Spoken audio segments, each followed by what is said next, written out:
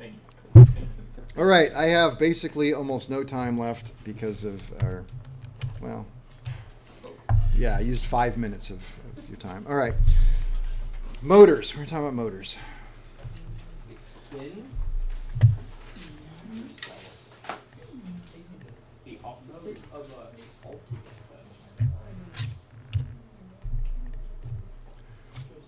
Motors.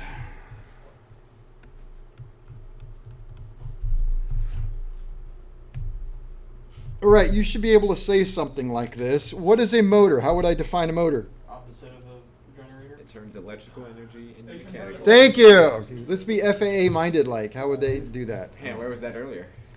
Where was what? Motors.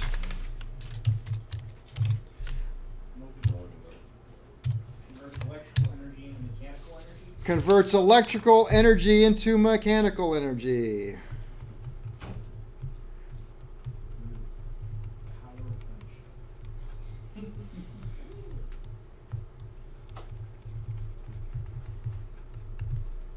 Into mechanical energy. All right, there are two basic parts to a motor. A rotor and a stator. Sweet. Sounds familiar. A field assembly.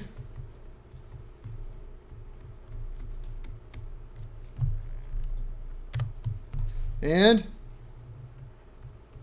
an armature assembly.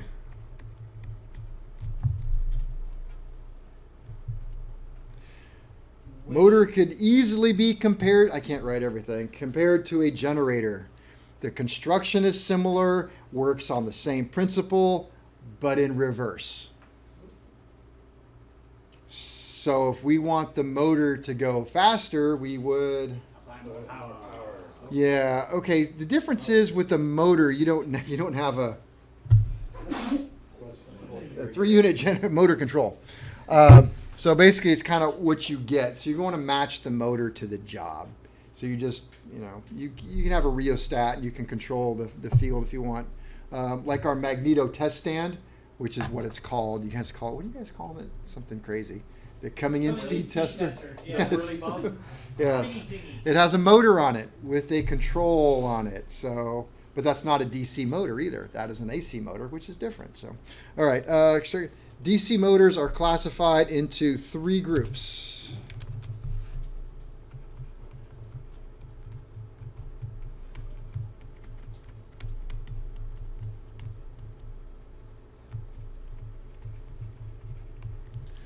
Are classified into 3 groups.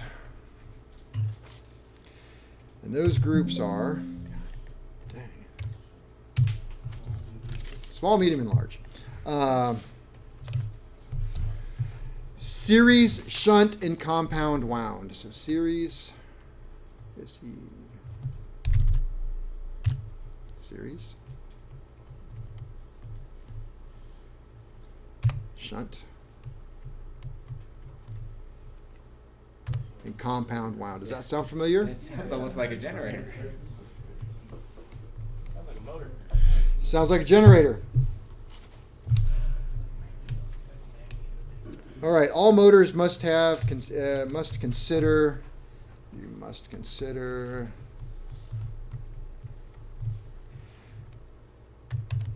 duty cycle. Somebody say it. Duty cycle. You said duty. Duty cycle is very important for motors, and a lot of things, especially even in aviation, will tell you that you can only run the motor for so many seconds, for so many minutes. Like a landing gear motor, it may say that once you cannot run the gear more than like twice out of every 5 minutes or something like that, which becomes very important if you're trying to touch and go, cycling gear for maintenance needs. You can't just keep running up and down. The motor will overheat, so you got to be careful with that. Similar to our wires and intermittent and constant loads. Exactly. 2 minutes, So, exactly. but this will be rated as a duty cycle. Horsepower. Obviously, you want to match the horsepower to the job that you're trying to do. Volts, amps.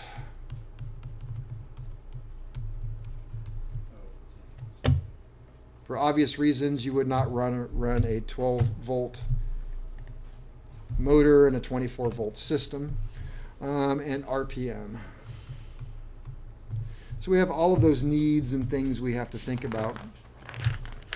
So as far as the theory goes, basic operating theory is attraction and repulsion. We've already discussed all this. If a magnet is placed into a field, so I have a field here, right? So now we're going to have power coming in instead of out. We'll have it coming into the commutator, which is going to create current through the armature. That is going to create a field, and if I bring a magnet close to it, it's going to want to move away from it, assuming they're opposites. And so just like we looked at with the little drawing with the generator, we had the loop going around. If we didn't change the armature direction of the flow of the armature, what would happen is if we had this right here was a north, and this was my north magnet, then it would go north, or south magnet. This is north, it's south magnet. It would just go that far and turn and stop. But with the commutators, it's going to keep changing it. So when this north gets next to a south magnet and wants to lock in, it's going to change this right here to the south being up here. So it's going to pull it in again. And it's doing the opposite on the other side. So that's what's going to keep it going. I'm trying to make this quick. Let me see. Yeah, I said that. A commutator is used to reverse the field polarity to keep the motor spinning. The more poles there are in the armature, that's got a lot of poles, doesn't it? Yep. Every one of those is a pole. The more poles there are in the armature, the smoother the motor will be. Higher the frequency of the changing polarity. All right, we've already experienced this, and at least I hope you did. Counter and net. EMF. What does EMF stand for? Electromotive force. So remember that as a conductor moves through a field, counter EMF is produced that opposes the applied EMF. Let's think about or maybe we shouldn't, the magneto, where we had a rotating magnet created current in a primary winding, and that current in the primary winding messed with the static flux and kept that, instead of the static flux dropping off, it kind of held it in place. All right, so we have that, and we also know Lenz's law, that when a field wants to die off, we have a problem with that wanting to stay there. But I think most importantly, the point I want to bring up would be Lenz's law. So as we talked about in AC, as we have an inrush of current into a field, as the field builds up, it creates magnetism that does what to the incoming? Counteracts it. It resists it. So if we take something like we use this as an example, it's got a bunch of windings in it. Well, if I put an ohm meter up to it, how much resistance do you think these gigantic wires are going to show me? Very little right now. Very little. So it's the same way in a motor.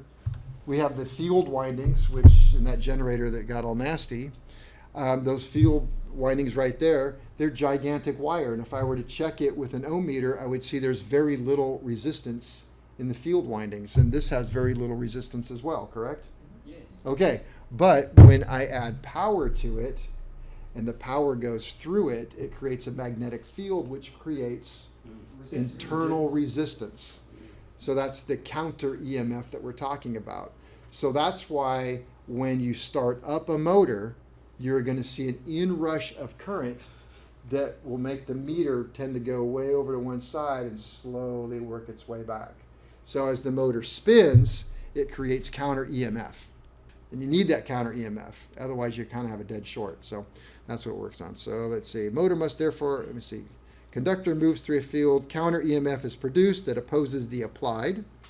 So, and therefore, a motor must operate on the net EMF. So net EMF must work off the net EMF. So we'll just put net EMF, which is applied EMF Minus counter EMF. minus, which who knows what that, yeah, I didn't think so, minus, there we go, we got a minus out of it, counter EMF. Big takeaway there is that you need to expect motors to draw several times their rated current at startup. So What did you say? Say that again? motors, Oh, you gotta write it down. yeah, will draw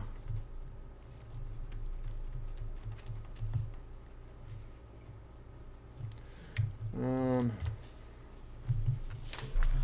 me see. I'll write this.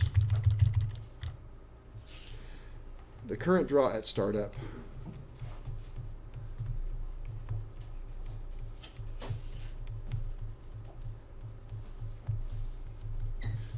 is significantly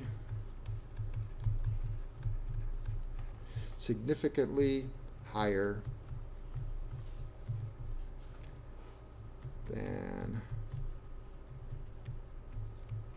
when motor is running.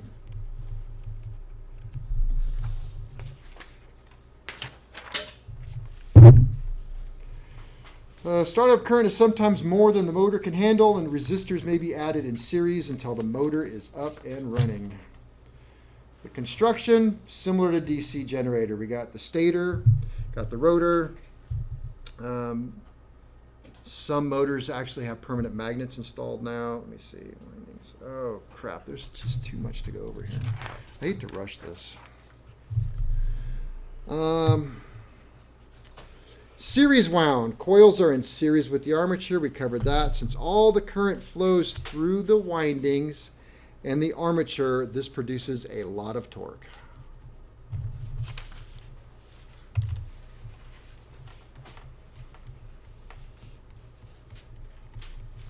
Lots of torque. Lots of torque. That's why I'm taking so long. Lots of torque. Because as the current comes in, it goes through all of the windings and then all the armature. So series, right? So you're going to get lots of torque. So that is used for starters. So we got lots of torque used for starters.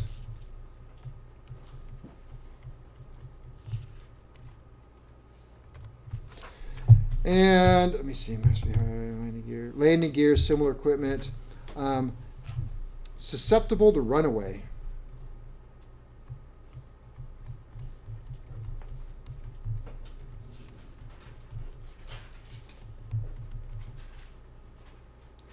Susceptible to runaway.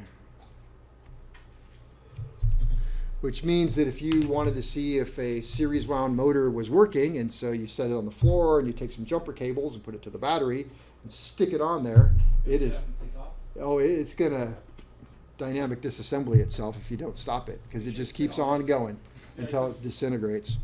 So series wound, yeah, because counter EMF is needed to prevent excess current flow, and a series motor with no load will have very low counter EMF, and therefore it's going to have a very high current flow. High current flow equals big magnets equals motor go fast. Let's see, field coils or shunt, obviously the field and the armature in parallel. Let me see. Low current flow, weak startup torque.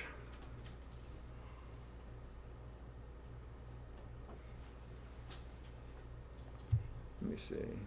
Used where startup torque is low, but builds up. Have fans, boost pump. Compound wound has combines features of everything. Kind of a used for all. Let me see. I have brushless motors now. Motor duty. I think we already talked about motor duty, didn't we? Yep. Duty cycle. Reversible motors. How do you reverse a? How do you reverse? Let's put it over here. How to reverse a DC motor.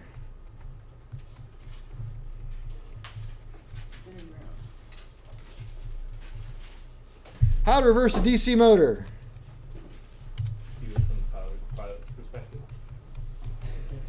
You don't. And I'm going to write it like that so that you're very clear that you have the positive and the negative lead. And you think, well, to reverse it, I just take this one off and put it on there. No. Well, the problem is if you reverse the current flowing through it, through the field, you also reverse the current going through Battery. the armature, and therefore everything runs the same damn way. Nothing changes. Because it's meant to prevent AC from. So you would think that it doesn't. It just reverses both the armature and the field, so the motor continues to turn the same way. We had a little incident on our 310 where a student hooked up the battery. It's not very clear how to hook it up, but again, they made an assumption, didn't take it the next step and go, hey, Kev, which one of these is the positive and the negative? They just looked at it and go, that looks like it's going to a ground. And so they hooked up the battery backwards. I didn't check it, and we hadn't started this thing in years, and Phil and the student were just killing themselves trying to get this thing started, and it wouldn't start. Well, why wouldn't it start? Batteries and backwards. Were they turning backwards? The props turning backwards? Yeah, they just want. No, they're turning just fine. So, point taken. You can reverse the battery. The electric motors on the starters still had the engines going the right way, right? Everything else was. But the starting vibrator, I don't think was working right. That could have been it. I'm not Or sure. Is that the starting vibrator dependent on your polarity for? It might be. I'm not. It's probably got some solid state components that might have done that. So, but anyway, you know. So, how do you reverse one? You guys worked with the reversing one. Split field. You got to have a split field.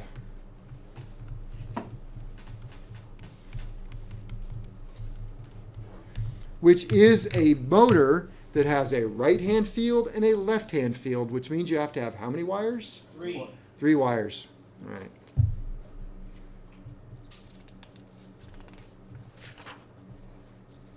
How do you reverse a DC motor?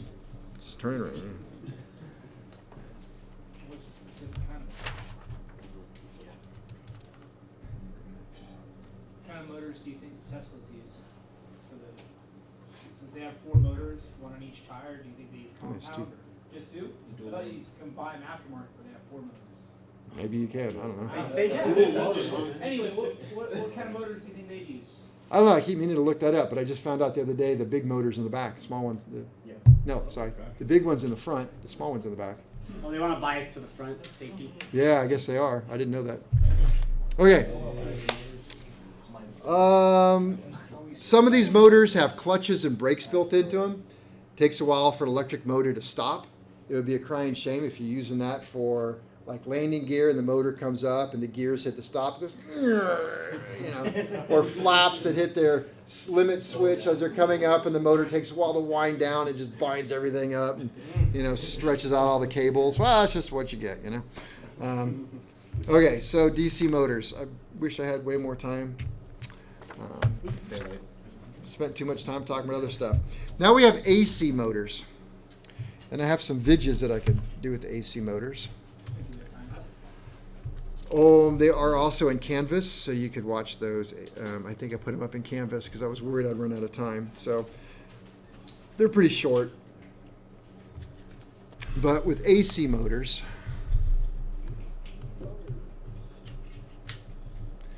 AC motors don't have brushes. Is that the whole hubbub about brushless motors on all the tools and stuff? Yeah, I have a whole thing about how you do brushless motors and stuff, but they don't have time.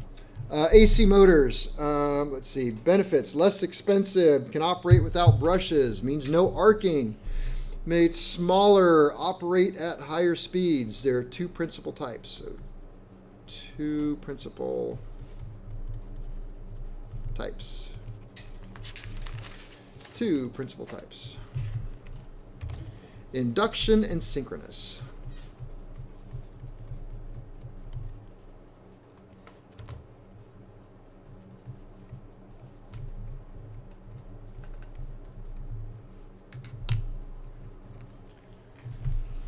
So imagine, if you will, we'll talk about synchronous.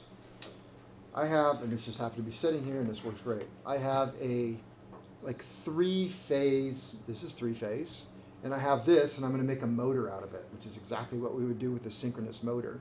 So it's 3-phase. So you have if you think about the 3 phases and the loops, so at one point of this is going to have the peak, and another one's going to have a peak, and another section have a peak. So there's like 3 peaks on here. Do you guys follow that? And those peaks are actually going to, because it's a frequency, it actually moves, right? I don't know if you've ever thought about that. It's that we don't just have a high here, but when you loop the wire like this, because it's time, It's a wave. it's a wave. And we can even think about it with just regular house AC. It's a wave, and we'd follow that wave because it goes in time. So that wave would run around here. We have 3 waves actually working its way through here. Well, if we were to stick something magnetic in there and we could get it to lock into those waves, another magnet that locked in, it would follow the wave around, which is really what a synchronous motor is. The hard part is you have to get the inside part to be a magnet as well. Now, with an induction motor, it's very, very similar, but you start it with, you put the rotor in there, and you have induction bars in there. So as this wave goes around, it has like a slip to it, and that relative motion between the rotor's not locked in, figure it's turning a little bit slower.